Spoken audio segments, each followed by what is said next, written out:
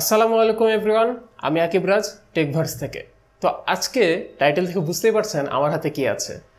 জি, আমার কাছে একটা ড্রোন আছে। এই জিনিসটাকে ড্রোন বলে, আপনারা খুব ভালো করেই জানেন। এটা ভাঁজ করা আছে, খুললে বুঝতে পারবেন। এটা চারদিকে চারটা পাখা আছে। তো এই ড্রোনটার নাম হচ্ছে DJI Air 2S। তো DJI এই জিনিসটা বাজারে খুব রিসেন্টলি রিলিজ করেছে। আর এই জিনিসটা বেসিক্যালি DJI Mavic 2 Pro আর হচ্ছে এই Air 2 মিনির দুটার মাঝখানের একটা জিনিস। Air 2 মিনির মতো একটা কম্প্যাক্ট সাইজ পাচ্ছেন, একদমই ওটার মতো কম্প্যাক্ট না, বাট রিজনেবলি স্মল। আর এটার যে ক্যামেরার যে হার্ডওয়্যারটা, ওটা হচ্ছে Mavic 2 Pro এর মতোই। Mavic 2 Proতেও কিন্তু 1 ইঞ্চ সাইজের একটা ক্যামেরা সেন্সর আছে এবং এটাতেও সেম 1 ইঞ্চ CMOS সেন্সর। আজকের ভিডিওতে আপনাদের সবাইকে স্বাগত জানাই এই সুন্দর একটি ড্রোনের ভিডিওতে। তো চলুন আমরা শুরুতে একটা মন্টেজ দেখে আসি।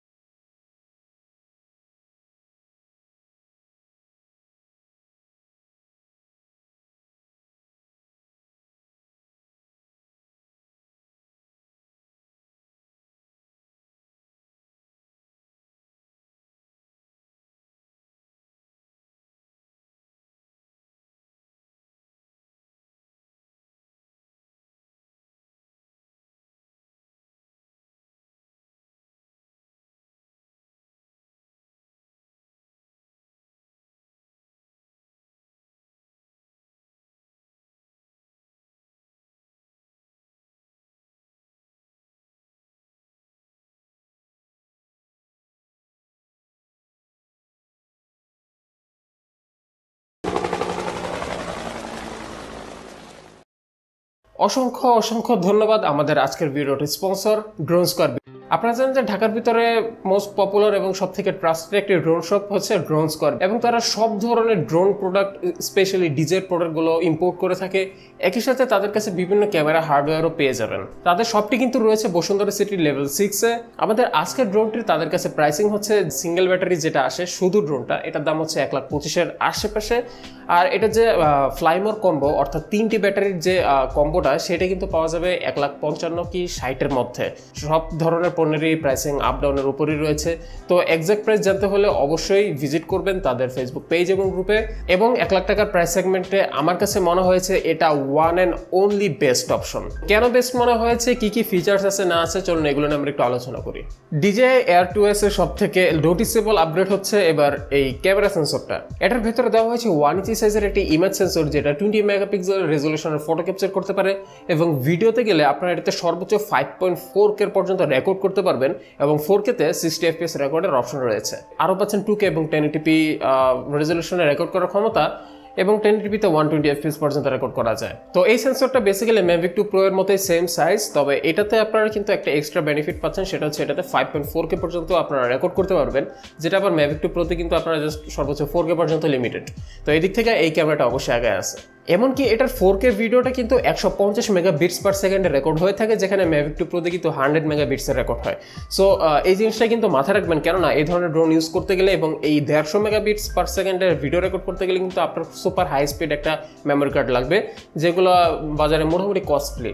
তো আমার কাছে একটা মেমোরি কার্ড ছিল যেটাতে এটা ইউজ করেছি। এটা আসলে 100 মেগাবিটস সাপোর্ট করে না, সেখানে 150 মেগাবিটস ভিডিও রেকর্ড করতে গিয়ে আমি আসলে চপি ফ্রেম রেট দেখতে পেয়েছি, যেটা খুবই একটা বিরক্তিকর একটা এক্সপিরিয়েন্স। সো আপনারা এই ধরনের ড্রোনগুলোতে 4K রেকর্ড করতে গেলে অবশ্যই খুবই ভালো এবং হাই কোয়ালিটির একটি এবং হাই স্পিডের একটি মেমোরি কার্ড ইউজ করবেন। তো এই ক্যামেরাটা 4K, 5.4K, 4K তে 60 FPS, এই যে রেকর্ডিং যে ক্যাপাবিলিটিগুলো, এই জিনিসটা আমার মনে হয় সব ধরনের ফিল্ম মেকারদের কাছে খুবই ভালো লাগবে, যেমনটা আমার কাছে ভালো লেগেছে। এবং আমি মনে করি সব ধরনের এন্ট্রি লেভেল ফিল্ম মেকারদের জন্য অ্যাটলিস্ট 4K 30 FPS বা 4K 20 FPS রেকর্ড করার অ্যাবিলিটিটা খুবই ইম্পর্টেন্ট। পাশাপাশি আরও একটা বিষয় খুবই ভালো লেগেছে আমার, সেটা হচ্ছে এটার ফোকাল লেন্থ। এটার ফোকাল লেন্থ হচ্ছে 22 millimetre, which is equivalent to human I. মানে আমরা চোখে যতটুকু ফোকাল লেন্থে আমরা যা দেখতে পাই, এটাও সেরকম 22 মিলিমিটার, যেটা বেসিক্যালি আপনাকে একটু ওয়াইড একটা ফিল্ড অফ ভিউ দিবে। এবং এটার যে ভিডিও রেকর্ডটা আপনারা এখন যদি স্ক্রিনে দেখেন বুঝতে পারবেন যে এটা আপনি যদি ওই রকম আকাশে যদি আপনার উড়া দেওয়া হয় তো আপনি ওইরকম একটা ওয়াইড একটা ভিউতে আপনি হয়তো দেখতে পাবেন। সো এটার যে ভিডিও রেকর্ডিংটা এটা কিছুটা হিউম্যান আই যেভাবে দেখতে পেত সেভাবেই রেকর্ড করছে। সো এই কারণে এটার যত ভিডিও রেকর্ডিং আমি করেছি সব কিছু আমার কাছে খুব আই প্লিজিং লাগছিল, just because of this focal length issue. Focal length issue কেন? Focal length fact. এটাতে যখন আপনারা 5.4K তে রেকর্ড করবেন তখন কিন্তু কোন প্রকার ডিজিটাল জুম করতে পারবেন না। খুব সম্ভবত 4K 60 তো সেম প্রবলেম, কিন্তু 4K 30 এবং তার নিচে যে সকল রেজলিউশনগুলো রয়েছে সেখানে আপনারা ডিজিটাল জুম করতে পারবেন। ফিল্ম মেকারদের জন্য সবথেকে প্রয়োজনীয় একটি টুল হচ্ছে লগ কালার গ্রেডিং। আর এটা কিন্তু লগ কালারে ভিডিও রেকর্ড করতে পারে। দুটো প্রোফাইল পাবেন আপনারা, একটা হচ্ছে ডিলগ এবং আরেকটি HLG। HLG-তে সাধারণত আমি রাইট নাও আমি আমার সোনি ক্যামেরাটিতে রেকর্ড করছি এবং আমি জানি HLG-র মজাটা কতটুকু, এবং সেই মজাটা আপনারা এটাতে পাবেন। এবং ওয়াও, আমি এডিটের সময় মানে এটার HLG ফুটেজগুলো এডিট করে খুবই মজা পেয়েছি। সুন্দর কালার থাকে, প্লাস হাই ডাইনামিক রেঞ্জটা খুবই সুন্দর থাকে। আর এটা যে ডিলগ আমার মনে হয় একটু প্রফেশনালরা এই জিনিসটা নিয়ে বেশি ভালো কাজ করতে পারবে। তবে আপনারা যারা আসলে এই ধরনের লগ কালার গ্রেডিং করতে চান ভিডিও ফুটেজগুলোতে, তাদের জন্য কিন্তু এই ড্রোনটিতে ফিচার্সগুলো রয়েছে। ভালো করে যদি লক্ষ্য করেন দেখবেন এটার সামনে শুধু একটা ক্যামেরা না, এটার সামনে অনেকগুলো ক্যামেরা। এই যে একটা, আবার এই যে তারপরে এখানে একটা, আবার ড্রোনটার নিচের দিকে দুইটা ক্যামেরা, আবার এই যে একটা সেন্সর। তো এটার চারদিক মিলে অনেকগুলো ক্যামেরা আছে। কেন? কারণ এটাতে কিন্তু একটা অবস্টেকেল অ্যাভয়েডেন্স একটি ফিচার বা সিস্টেম দেওয়া হয়েছে যেটাকে বলা হচ্ছে APAS, advance pilot assistant system 4.0। এই জিনিসটা কাজ হচ্ছে এই ড্রোনটা যখন এভাবে উঠতে আসবে, ধরেন এই যে একটা অবস্টেকেল, এটা উঠতে যখন আসবে এটা দেখা মাত্র এখানে দাঁড়িয়ে যাবে। সেটিংসের ভেতরে দুটো মোড রয়েছে, আইদার ড্রোনটা এসে এইভাবে দাঁড়িয়ে যাবে অথবা ড্রোনটা এসে অবস্টেকেল দেখলে এটাকে অ্যাভয়েড করে এদিক দিয়ে চলে যাবে। তো আমার মতে আসলে থেমে যাওয়ার ফিচারটা ইনেবল করে দিলেই ভালো। আমি আসলে দেখেছি আমার ইউসেজ টেস্টে পারফেক্টলি কাজ করেছে, অ্যাভয়েড করার বেলাও থামার বেলাতেও। সামটাইমস যদি এরকম হয় আপনি যে জায়গায় উড়াচ্ছেন প্রচুর অবস্ট্যাকল, সেক্ষেত্রে আমার মনে হয় এই যে সাইড দিয়ে ঘুরে যাওয়ার যে অপশনটা এটা ইনেবল না করলেই বেটার। DJI মোটামুটি এদিক থেকে খুব ভালো সাপোর্ট দিচ্ছে। সো আমার মনে হয় না আপনারা ড্রোনটাকে আনওয়ান্টেড কোথাও ক্র্যাশ করে ফেলবেন। আপনারা যদি DJI ড্রোনগুলো ব্যবহার করে থাকেন অথবা আমার প্রিভিয়াস DJI রিভিউ অথবা অন্য যে কোনো রিভিউ যদি খেয়াল করে থাকেন দেখবেন DJI একটা জিনিস কমনলি তাদের সব প্রোডাক্টই দিয়ে থাকে, সেটা হচ্ছে মাস্টার শটস। মাস্টার শটসে আপনারা বিভিন্ন ধরনের শটস নিতে পারবেন যেগুলো সিনেমাটোগ্রাফাররা বেশিরভাগ সময় নিয়ে থাকে। লাইক চারদিকে ঘুরতে আপনাকে ট্র্যাক করতে একটি সার্কেল একটি প্যান নেবে, অথবা আপনার থেকে আস্তে আস্তে দূরে যেতে উপরে উঠবে, এরকম বেশ কিছু শটস রয়েছে। তো এই জিনিসটা কিন্তু এটাতেও রয়েছে। পাশাপাশি DJI এটাতে একটি ফিচার অ্যাপ্লাই করেছে, সেটা হচ্ছে অটোনোমাস ড্রাইভিং। মানে তাদের এই শর্টসটিকে বলা হচ্ছে স্মার্ট শর্টস, এবং এটার মাধ্যমে যদি এটা ইনেবল করেন এই ড্রোনটা কি করবে, ফার্স্ট অফ অল আপনাকে একটা টার্গেট মার্ক করতে হবে। সেটাকে মার্ক করার পর এই ড্রোনটা নিজের মতোই 2 মিনিট 2.5 মিনিট সময় লাগিয়ে একবার চারদিকে ঘুরবে, দূরে যাবে, কাছে আসবে, ডলে জুম করবে, এটা সেটা অনেকগুলো শর্টস নেয়, একসাথে নিয়ে তার কাজটা শেষ করে। লেটস সে আপনি এক জায়গায় ঘুরতে গেছেন, হ্যাঁ, তো সেখানে আপনি হয়তো বা মাউন্টেন আছেন, ক্লিফের কাছে দাঁড়িয়ে আছেন, দূরে হয়তো বা সমুদ্র। Now you want to take some really good video clips. আপনি নিজেকে মার্ক করে দিয়ে, মানে রিমোটে নিজেকে মার্ক করে দিয়ে ছেড়ে দিবেন, ব্যাস এটা নিজের মতো চারদিকে ঘুরে অনেকগুলো সিন নিয়ে নেবে, এবং পোস্ট এডিটের সময় আপনি ওগুলো আপনার প্রয়োজন মতো কেটে ইউজ করে নেবেন। এটা আসলে চালানো এত সোজা, এটা আমার মনে হয় যারা জিন্দেগিতে ড্রোন উড়ায় নেয় তারা উড়াইতে পারবে। সেফলি আমি উড়াইছি এবং আমি আমার প্রয়োজনীয় শর্টস যেগুলো ভালো লাগে সব কিছু নিতে পেরেছি। এবার যদি একটু পিকচার তোলার ব্যাপারে আসি, এটাতে কিন্তু 20 মেগাপিক্সেল সেন্সর দেওয়া হয়েছে, যার কারণে এটাতে আপনারা 8K টাইম ল্যাপস রেকর্ড করতে পারবেন না, সর্বোচ্চ 4K টাইম ল্যাপস রেকর্ড করতে পারবেন। এটার প্রিভিয়াসলি আমি যেটা রিভিউ করেছিলাম DJI Mini 2টা, ওইটাতে কিন্তু 48 মেগাপিক্সেলের সেন্সর দেওয়া ছিল। তো অনেকে হয়তো বলবেন ও মা এত দামি ড্রোন কিন্তু এটাতে রেজলিউশন কম কেন? আপনারা অবশ্যই রেজলিউশন ফ্যাক্ট বা এই রেজলিউশন ট্র্যাপের মধ্যে পড়তে যাবেন না।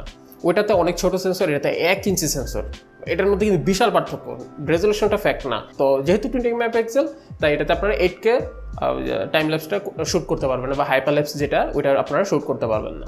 আর in terms of high dynamic range, এটাতে কিন্তু আপনারা 12.4 স্টপস পর্যন্ত ডাইনামিক রেঞ্জ অ্যাডজাস্ট করতে পারবেন, যেখানে ম্যাভিক 2 প্রোতে 14 স্টপস পর্যন্ত করা যায়। এবং এদের মধ্যে আসলে কোয়ালিটিগত পার্থক্য একদম মানে চোখে পড়েই না, সো এটা কোনো বিগ ডিল না। আর ম্যাভিক 2 প্রোতে কিন্তু আরও একটি ভালো ফিচার আছে, যেটা হচ্ছে সেখানে কিন্তু আপনি অ্যাপারচার কন্ট্রোল করতে পারবেন, যেখানে এই ক্যামেরাটাতে শুধুমাত্র আপনারা শাটার স্পিড এবং ISO কন্ট্রোল করতে পারবেন। তো এই জন্য হয়তো বা DJI এটার যে ফ্লাই মোর কম্বো সেটার ভিতরে কিন্তু 4টি এনডি ফিল্টার দিয়ে দিয়েছে এবং আপনারা এই যে ক্যামেরার সামনের যে এই প্লাস্টিকটা এটা টুইস্ট করে ঘুরিয়ে ওগুলো আবার লাগিয়ে নিতে পারবেন যদি বাইরে প্রচুর আলো থাকে বা ডিরেক্ট সানলাইট থাকে সেই ক্ষেত্রে কিন্তু ওই এনডি ফিল্টারগুলো ভিডিও রেকর্ড করতে খুবই হেল্পফুল হয়।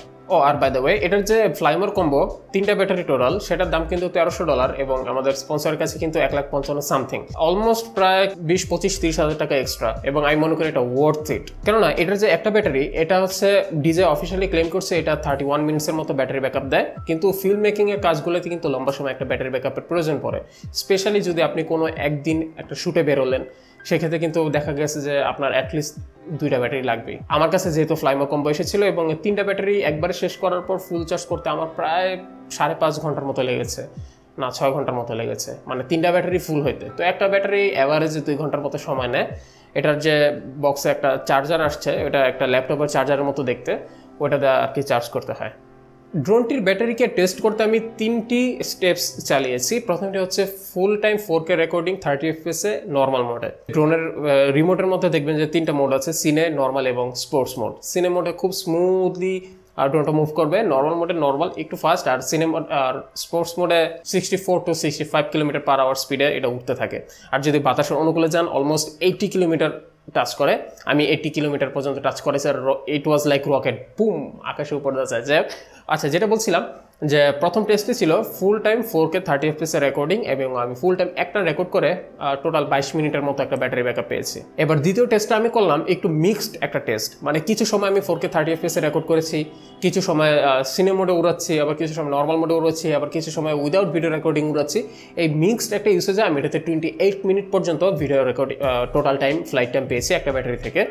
আর লাস্ট টাইম যেটা করেছি without any kind of recording just plain উড়াইছে, ওটাতে আমি 37 মিনিটস পর্যন্ত যেতে পেরেছি। তো জাস্ট ড্রোন উড়াইলে মোটেও তেমন একটা চার্জ কাটে না, কোম্পানি যতটুকু ক্লেম করেছে তার চেয়ে বেশি পেয়েছি without any kind of video recording. যেহেতু আপনি একটা ড্রোন কিনতেছেন মানে এরিয়াল ভিডিওগ্রাফি করার জন্য, তো সেই ক্ষেত্রে এটা মোটেও কাউন্টে আসে না। So this is the DJI Air 2S। আমার কাছে একটা ফ্যান্টাস্টিক চয়েস মনে হয়েছে 1 থেকে 1.5 লাখ টাকার প্রাইস সেগমেন্টে। বেশ অনেক দিনের ব্যবহারে আমার কাছে ড্রোনটা খুবই ভালো লেগেছে, মোটামুটি কম্প্যাক্ট একটা সাইজ। আমার একটা প্যান্ট আছে 3/4 প্যান্ট, ওটা পকেটটা মোটামুটি ভালোই বড় এবং ওইটার মধ্যে খুব সহজে এটা ঢুকা যায়। আর ভালো বিষয়ে DJI কিন্তু এটার বক্সের ভিতরে চকলেটের প্যাকেটের মতো অনেকগুলো প্রপেলার দিচ্ছে, খুব সম্ভবত 6 জোড়া। তো যেটা বললাম যে ফিল্ম মেকারদের জন্য একটি আদর্শ চয়েস, আইডিয়াল টুল। তবে আর কিছু বিষয় উল্লেখ করতে হয়, যেমন এই জিনিসটা ঘরের শো পিস হিসেবে একটা পারফেক্ট জিনিস। ঘরে কোথাও এটা সাজায় রাখলে ঘর থেকে বাইরে থেকে কেউ আসলে ওয়াও বাইরে কি ভাই। তারপর আরেকটা বিষয় হচ্ছে যে সাজানোর বিষয় পাশাপাশি একটা শখের বস্তুও বটে। তবে এতদিনের ব্যবহারে এটাতে আমি একটা ভাইটাল নেগেটিভ সাইড পেয়েছি যেটা না বললেই নয়। ডিজের অলমোস্ট প্রতিটি ড্রোনে এই যে প্লাস্টিক যে শেলগুলা এটার উপরে এক ধরনের মানে কেমন জানি উঁচু নিচু মানে মসৃণ সারফেস না, এটা একটা রাফ সারফেস। তো এটার একটা বাজে দিক রয়েছে, সেটা হচ্ছে এই ড্রোনটার বডিতে যখন কোনো ময়লা লাগে সেটা এমনভাবে লাগে তো লাগে ওরা উঠতে চায় না, তখন পানি পুনিটা ক্লিন করে নিতে হয় এবং সামটাইমস তখনও ওঠে না। এটা just because of the surface, এটা এতটাই খবিশ মার্কা surface. Same goes for the mini 2 যেটা আমি প্রিভিয়াসলি ইউজ করেছি, সেটারও সেম প্রবলেম ছিল। আর শখের জিনিস প্লাস 1.5 লাখ টাকার জিনিস, সো একটু ময়লা লাগলে অবশ্যই খারাপ লাগার কথা, এটলিস্ট আমার কাছে লাগছে। ভিডিওটি কেমন লাগলো অবশ্যই জানাতে ভুলবেন না কমেন্ট সেকশনে। আজকের মতো এখানেই বিদায় নিচ্ছি। সবাই ভালো থাকবেন, সুস্থ থাকবেন, আমার জন্য দোয়া করবেন, টেকভার্সের অগ্রগতির জন্য দোয়া করবেন। আল্লাহ হাফেজ।